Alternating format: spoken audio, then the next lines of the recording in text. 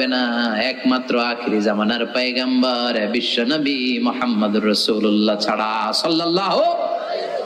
বিশ্ব নবী মাকামে মাহমুদে তখন সিজদায় পড়ে থাকবেন, কাঁদতে থাকবেন, সবার জিকির ইয়া নফসি, বিশ্ব নবীর জিকির ইয়া উম্মতি, আল্লাহু আকবার।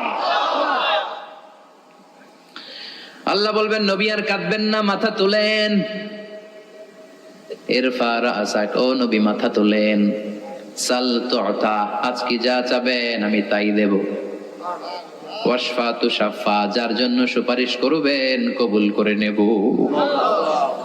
কঠিন দিন, ওই ভয়ঙ্কর দিনের ভয় অন্তরে থাকার দরকার আছে না নাই?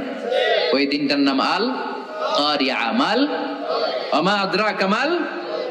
এরপর আল্লাহ বললেন ফাআম্মা মান সাকুলাত মাওয়াজিনুহু ফাহুয়া ফি ঈশাতির রাদিয়া ওয়া আম্মা মান খাফফাত মাওয়াজিনুহু ফাউম্মুহু হাবিয়া ওয়া মা আদরাকা মা হিয়া নারুন হামিয়া। পড়েন আল্লাহু আকবার।